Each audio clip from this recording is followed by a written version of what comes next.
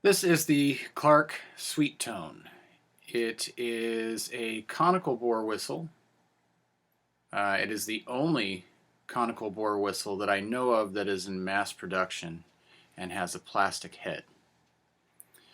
The Clarke Company was started by Robert Clarke somewhere around 1843, or 1843 is when he invented his particular whistle.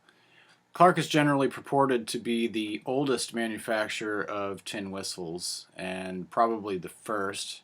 I'm not sure, but Clarke's might be the only whistles that are actually made out of tin, at least anymore, because this whistle actually is made out of rolled sheet metal. The Clarke Sweetone was developed in 1996. It was intended to be a children's instrument toy, but possibly due to it being relatively easy to play and fairly consistent in terms of production, it took off as a folk instrument and became very popular. So in terms of the pros of this whistle, it has a conical bore which is supposed to make the tuning even, or at least more even, through the lower octave all the way up into the higher octave notes. Whereas with cylindrical whistles, you sacrifice some intonation between the lower octave and the higher octave. I haven't personally found the Clarke to be any more perfectly in tune than really any of the other production whistles. They all tend to be a little sharp and off somewhere. Just to be clear though, there is no such thing as an aerophone instrument that has perfect intonation. It does not exist. Doesn't matter how much money you spend on it or how much science they've put into it. It just doesn't exist.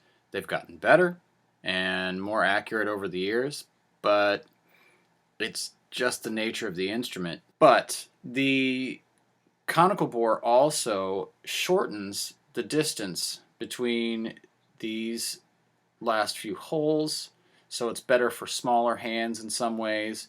It's smaller around down at this end, so it might be easier for children or people with small hands to grasp. And it is generally kind of easy to play. That's about where the pros end for me, though. I don't know if you can see very well. No, you can see it there. The way that the tin is rolled leaves this very angular, rather uncomfortable to the thumbs, seam up the back. Now, this is really not good for a new player because it's very common for people when they're just starting out to actually grip the whistle tighter than they need to.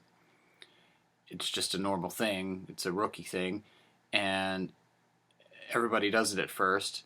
It's just like guitar players. Guitar players, want to squeeze those strings for all they're worth, and they don't really get the amount of pressure you really don't need.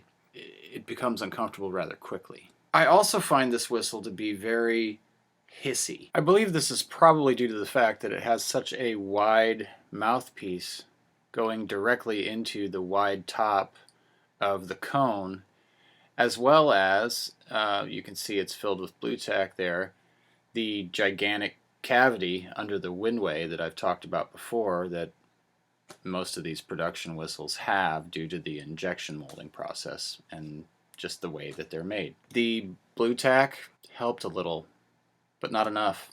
It still sounds like I'm standing next to a tire leaking. It's very difficult for me a lot of times to hit the bell note with any accuracy. It's very easy to overblow the bell note.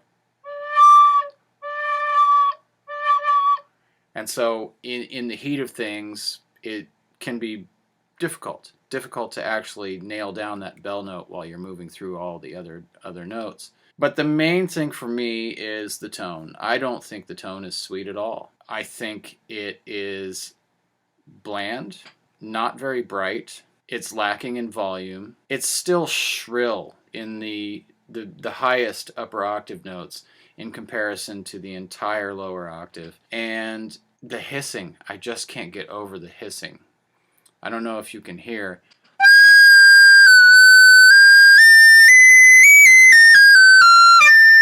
That does it right there.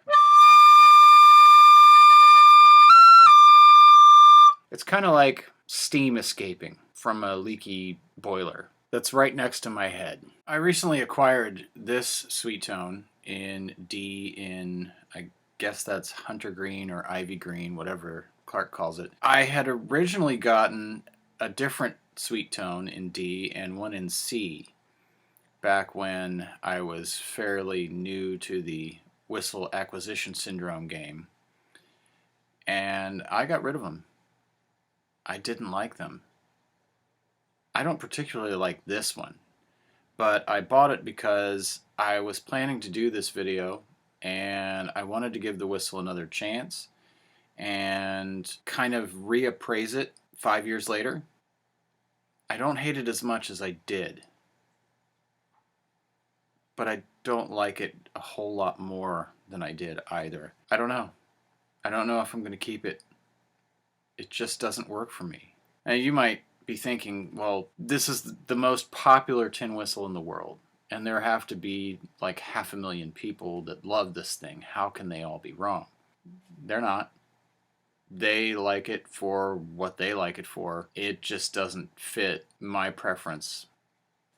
I just think it's not for me. But if you're the kind of person that likes a fairly quiet whistle with a short reach, has a really chiffy, really breathy tone, this might work for you. I've actually talked to some players who say they like the seam up the back.